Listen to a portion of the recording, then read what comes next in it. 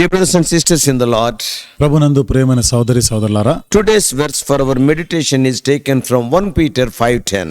నేటి దినం మన ధ్యానం కొరకు పేతురు రాసిన మొదటి పత్రిక 5వ అధ్యాయం 10వ వచనం నుండి తీసుకొనబడింది.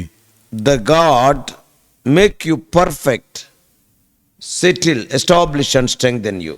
దేవుడు తానే మిమ్మును పూర్ణులనుగా చేసి స్థిరపరచి బలపరచును.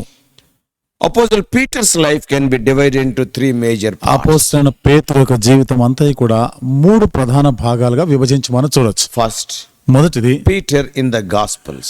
సువార్తల్లో పేతురు. Secondly, Peter in the Acts of Apostles. అపోస్తల కార్యములో పేతురు. Thirdly, Peter in his epistles. మూడవది పత్రికల్లో పేతురు. In the Gospels, Peter was a student. సువార్తల్లో పేతురు నేర్చుకుంటున్న ఒక విద్యార్థి. He was a learner, he was a disciple. అక్కడ ఒక శిష్యుడుగా ఉన్నాడు, నేర్చుకుంటున్నాడు. The master is Lord Jesus Christ himself. మన బోధకుడు యేసుక్రీస్తు ప్రభువే. In the Acts of Apostles, Peter was a servant or a worker. అపోస్తల కార్యానికి వస్తే పేతురు ఒక సేవకుడుగా, ఒక పనివాడుగా కనబడుతున్నాడు. Then in his 2 epistles, we can see him as a teacher. ఇప్పుడు తాను రాసిన 2 పత్రికల్లో ఈయన ఒక బోధకుడుగా మనం చూస్తాం. He is writing all his experiences for our benefit. ఇప్పుడు తన అనుభవం అంతా కూడా మన ప్రయోజనం మేలు కొరగా రాస్తున్నాడు. He is teaching us now. ఇప్పుడు మనకి నేర్పిస్తున్నాడు, బోధిస్తున్నాడు. Now in his epistles, we see him as an aged apostle. ఇప్పుడు తన పత్రికల్లో అయితే తాను ఎంతో ఎదిగినటువంటి ఒక వృద్ధాప్యంలో ఉన్నట్టు వృద్ధుడైన బోధకుడుగా ఉన్నాడు. Though he denied the Lord in the early days of his Christian తన life, ఆరంభ క్రైస్తవ జీవిత దినాల్లో ప్రభుని ఆయన బొంకినా గాని later he came to an understanding that sufferings precedes glory in the life of a believer. ఆ తర్వాత ఆయనకు అర్థమైంది ఏంటిది? విశ్వాస యొక్క జీవితంలో శ్రమల తర్వాత మహిమ ఉంటుంది అని గ్రహించాడు. And sadness comes before joy. మరి సంతోషానికి ముందు విచారం ఉంటుంది. And the darkest night of mourning will finally turn into the brightest noonday of sun. కాబట్టి మరి చీకటి, దుఃఖము వీటి తర్వాత ఎంతో సంతోషము ఉంటుంది. And that's what Peter is writing in this verse for our meditation today. అదే పేతురు నేటి దినం ధ్యానం కొరకనే వచనాలు రాస్తున్న మాట. What he says, ఏమని చెప్తున్నాడు ఆయన? after that ye have suffered a while. కొంచెం కాలం మీరు శ్రమ పడిన పిమ్మట. Then he goes on writing that God will make us perfect, establish, strengthen and settle us. ఇంకా రాస్తాం, తానే మిమ్మును పూర్ణులుగా చేసి స్థిరపరచి బలపరచును. Peter made it clear that suffering for a Christian is inevitable, unavoidable and inescapable. క్రైస్తవుడికి శ్రమలు అనేవి కాదనడానికి, వద్దనడానికి, తప్పించుకునేది కాదు అని చెప్తున్నాడు ఆయన. Suffering as a Christian is not a matter of choice but the certain consequence of our faith in Christ. శ్రమలు అనేవి క్రైస్తవుడు కోరుకునేది, ఎన్నుకునేది కాదు, కానీ క్రైస్తవ జీవితాన్ని బట్టి ఆ జీవితం జీవిస్తున్న కారణాన్ని బట్టి మనం అనుభవించవలసింది. Jesus also suffered. యేసు ప్రభువు వారు కూడా శ్రమ పడ్డాడు. Isaiah prophesied in advance that Jesus would be despised, rejected, he will be wounded, ill-treated, and he will be maligned and he will be beaten. యేసు ప్రభు వారి గురించి యెషయా ప్రవక్త ముందుగానే ఆయన గురించి ఆయన ప్రవచించి చెప్పాడు. ఈయన తృణీకరించబడతాడు, ఈయనని ఎన్నిక లేని వాడుగా ఉంటాడు, ఈయనని అందరు నిరాకరిస్తారు, ఉమ్మివేయబడతాడు, ఇలాంటి ప్రవచించాడు ఆయన. He will be wounded, ఆయన గాయపరచబడతాడు, ఆయన కొట్టబడతాడు, he will be unjustly tried, అన్యాయంగా ఆయనకి తీర్పు and తీరుస్తాడు. finally they will crucify him cruelly. చివరికి ఎంతో దారుణంగానే సిలువ వేస్తారన్న. So Jesus told his disciples shortly before his death, యేసు ప్రభు వారు తను మరణించక ముందు, త్వరలో ఇంకా మరణిస్తాడని దానికి ముందుగా శిష్యులతో చెప్పాడు. they hated me without a cause. కాబట్టి నిష్కారణంగా వాళ్ళు నన్ను ద్వేషించినారు. He told in advance that ఆయన ముందుగానే చెప్పిన మాట, if they persecuted me they will persecute you also. వాళ్ళు నన్ను హింసిస్తే మిమ్మల్ని కూడా హింసిస్తారు. But after the cross, that is at the close of his earthly sojourn, అంటే సిలువ తర్వాత అనగా ఈ భూమి మీద తన యాత్ర ముగించబడిన తర్వాత with its humiliation and sufferings came Christ's resurrection and ascension and glorification. ఆయన ఎంతో మరి అపహాస్యం చేయబడి సిలువ వేయబడిన తర్వాత మహిమతో కూడా ఆయన పునరుత్థానుడవుతాడు. And his resurrection and his ascension and glorification we can see. ఆయనకు పునరుత్థానం, ఆరోహణము, ఆయన మహిమపరచబడట చూస్తాం. With it came an eternal weight of glory. దీనితో నిత్యమైనటువంటి మహిమ యొక్క విలువ చూస్తున్నాం. And it is written in the scriptures that లేఖనాల్లో రాయబడిన మాట, Lord Jesus Christ himself learned obedience by the things he suffered. యేసుక్రీస్తు ప్రభువారే శ్రమల ద్వారా విధేయత నేర్చుకున్నాడనుంది. After his time of suffering, Christ came into his eternal glory. ఆయన శ్రమ పడిన తర్వాత క్రీస్తు మహిమలోనికి చేర్చబడ్డాడు. Now he wants to share that glory willfully and joyfully with all who trust him and suffer for his cause. ఇప్పుడు ఆ మహిమ ఆయన యందు నమ్మిక ఉంచి ఆయనను బట్టి ఆయన నామం శ్రమ పడే వారందరికీ కూడా ఇష్టపూర్వకంగా సంతోషంగా ఆ మహిమ ఇవ్వాలని If we కోరుతున్నాడు. suffer, we shall also reign with him. 2 Timothy 2:12. Timothy గ్రంథం 2వ పత్రిక 2వ అధ్యాయం 12వ వచనం ప్రకారం మనం సహించిన వారమైతే ఆయనతో కూడా ఏలుబడి చేస్తాం. But we praise God, Christians have been promised an end to suffering. అయితే దేవునికి స్తోత్రం, క్రైస్తవులైన వారి శ్రమలకి ఒక అంతం అనేది ఉంది. Suffering in this life will happen and it will end for those who have faith in Jesus ఈ Christ. జీవిత కాలంలో క్రైస్తవుడు శ్రమ పడతాడు. యేసుక్రీస్తును విశ్వాసం ఉంచిన వారికి శ్రమలకు ఒక అంతం అనేది ఉంటుంది. Not only that, అంతేకాకుండా believers will be restored from all the harm done to them. విశ్వాసులైన వారు వారికి జరిగిన హాని, కీడు వీటన్నిటి నుండి కూడా వాళ్ళు మరలా So సమకూర్చబడతారు. in this letter, Peter repeats that suffering is real, ఈ పత్రికలో పేతురు చెప్తున్నాడు ఈ శ్రమలు అనేవి వాస్తవం.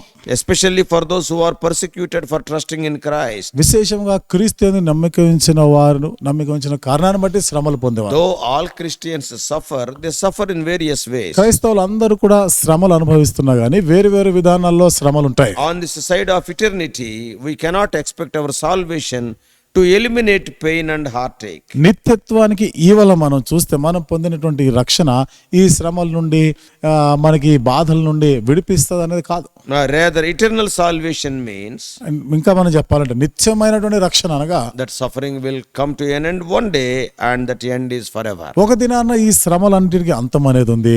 ఇక ఎప్పటికీ చిరకాలానికి ఇది అంతమైపోతుంది. Peter also came to understand more fully that after we have experienced suffering for a little while, God in his grace will perfect, confirm, strengthen and establish us. కొంచెం కాలము శ్రమ పడిన తర్వాత దేవుడే పూర్ణులుగా చేసి స్థిరపరిచి బలపరుస్తాడని పేతురు ఎంతో ఖచ్చితంగా ఒక నిశ్చయతతో చెప్తున్నాడు. Peter says, for a little while. పేతురు ఏమంటున్నాడు? కొంచెము కాలం తర్వాత. True, when compared to eternity and eternal glory, our period of suffering is negligible. నిజమే, నిత్యత్వము నిత్య మహిమతో పోల్చుకుంటే నేటి దిన మన శ్రమలు ఎనదగినవిగా. Our God is the God of all grace, which is unearned favor. మన దేవుడు సర్వ కృపానిధియగు దేవుడు, మనం దానికి అర్హులము కానిటువంటి వారు. There are different facts of grace, facets of grace. కృప గురించి అనేక రకాలుగా మనం చూడొచ్చు. In a nutshell, Peter is using the phrase the God of all grace. క్లుప్తమైన విధానంలో పేతురు ఉపయోగించిన మాట ఏమిటంటే సర్వ కృపానిధియగు దేవుడు. Yeah, different types of grace are there.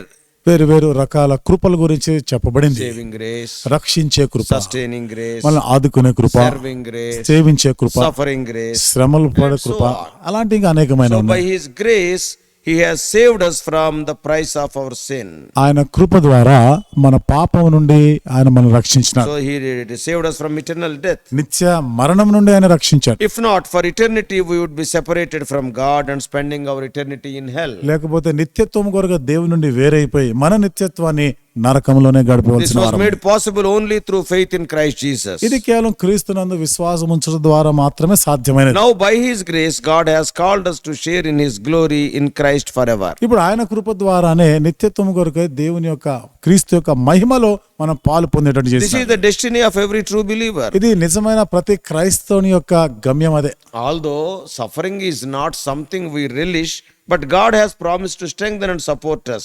శ్రమలు అన్నీ కూడా ఏదో మనకు నచ్చినవి మనం ఇష్టపడే కాదు, కానీ దేవుడు మనల్ని వీటిలో బలపరుస్తానని వాగ్దానం And he చేశాడు. want to restore and establish us. ఆయన మనల్ని సమకూరుస్తాడు, స్థిరపరుస్తానన్నాడు. And he want to bring us into his eternal glory in Christ Jesus. క్రీస్తు యేసునందు నిత్యమైనటువంటి మహిమలోనికి ఆయన మారుస్తాడు. If we endure suffering for Jesus' sake, యేసు కొరకై శ్రమలను మనము భరిస్తే James regarded such people as blessed in his epistle 1:12. అలాంటి వారి గురించి యాకోబు తన పత్రికలు 1:12 ధన్యులు అంటాడు ఆయన. Paul also says that the sufferings of this present time are not worthy to be compared with the glory that will be revealed to us in Romans 8:18. పౌలు కూడా రోమిలకు రాస్తూ 8వ అధ్యాయం 18వ వచనంలో నిత్యమైన మహిమతో మనం పోల్చుకున్నప్పుడు ఈనాటి శ్రమలు ఎన్నదగినవి కావు అంటాడు. That's why Paul passionate cry was, I may know him. He says in Philippians 3:10. అందుకనే పౌలు ఫిలిప్పీలకు రాస్తూ 3వ అధ్యాయం 10వ వచనంలో తన ఒక ఆశను వ్యక్తపరుస్తున్నాడు, నేను ఆయనను ఎరుగు నిమిత్తము అంటాడు. I am reading Philippians 3:10. ఫిలిప్పీలకు రాసిన పత్రిక 3వ అధ్యాయం 10వ వచనం. That I may know Christ and the power of his resurrection, that I may have fellowship with Jesus in his sufferings and be made conformable unto his death.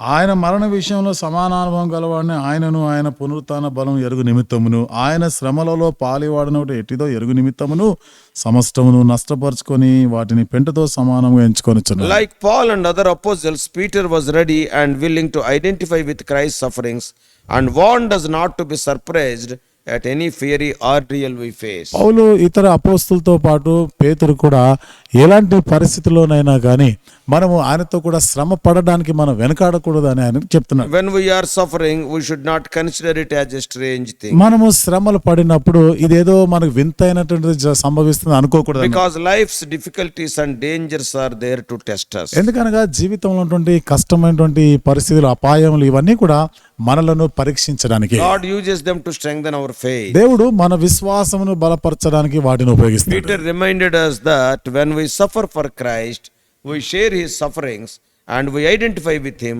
just as he identified with us. పేతురు జ్ఞాపకం చేస్తున్నాడు, మనం ఆ రీతిగా శ్రమ పడిన యెడల ఆయనతో ఆయన శ్రమలలో మన పాలువారం ఆయనతో ఐక్యపరచబడుతున్నాం అంట. So one thing we should not misunderstand here. ఇక్కడ ఒక విషయాన్ని అపార్థం చేసుకోకూడదు. Though we are suffering, we are not sharing in his sacrificial work on the cross. మనము శ్రమలు గుండా వెళ్తున్నా, శ్రమలు పడుతున్నా గానీ గుర్తుపెట్టుకోవాలి, క్రీస్తు శిలువ మీద శ్రమలు పడ్డాడే వాటితో మనము ఐక్యపరచుకోవడం లేదు.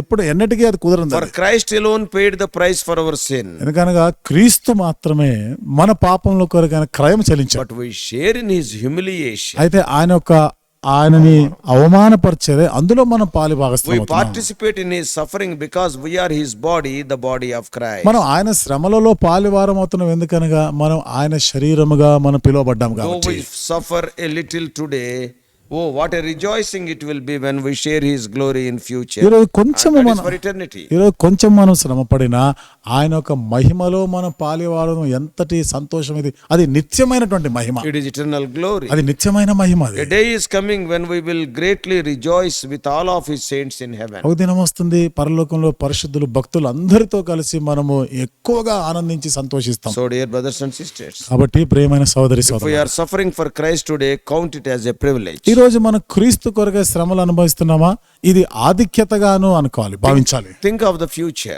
భవిష్యత్తును గురించి ఆలోచించి, Your future will be glorious. నీ భవిష్యత్తు ఎంతో మహిమాయుక్తమైనదిగా May ఉంటుంది. God comfort you and me with these words when we are going through suffering. శ్రమలు గుండా వెళ్తుండగా ఈ మాటల చేత దేవుడు మనల్ని ఆదరించును. May God prepare you and me for his eternal glory. దేవుని యొక్క నిత్య మహిమ కొరకై నిన్ను నన్ను దేవుడు సిద్ధపరచును గాక. May God bless you. దేవుడు మిమ్మల్ని దీవించును గాక. Let us pray. ప్రార్థన చేసుకుందాం.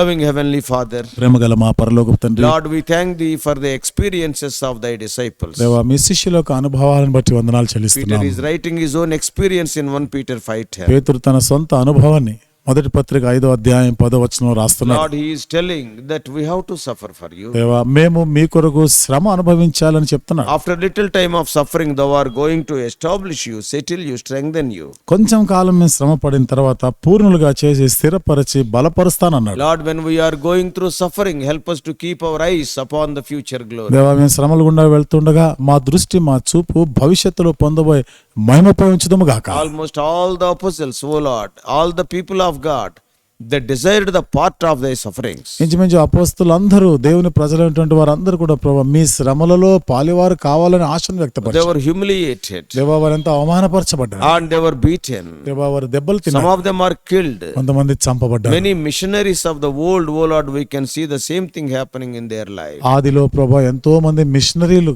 వారితో ప్రభా ఆ రీతిగానే వారు వ్యవహరించారు. But they kept their eyes on the future అయితే glory. ప్రభా వారి దృష్టిని భవిష్యత్తులో కలుగబోయే Lord, మహిమ we are ఉంచారు. eternal people. దేవా మేము నిత్యమైన ప్రజలము. O Lord, prepare us for that eternal glory. ఆ నిత్య మహిమ కొరకై మమ్మల్ని సిద్ధపరచండి. Help us not to concentrate on the perishable things of this world. ప్రభా ఈ లోకంలో నశించిపోయే వాటిపైన మా మనసును పెట్టకుండా చేయండి. Speak to us more and more. దేవా మాతో ఇంకా అధికముగా We మాట్లాడండి. do pray in the mighty name of our Lord and Savior Jesus Christ. మా ప్రభువును మా రక్షణ యేసుక్రీస్తు ప్రభు వారి బలమైన నామములో ప్రార్థించి వేడుకుంటున్నాము తండ్రి. Amen. ఆమేన్.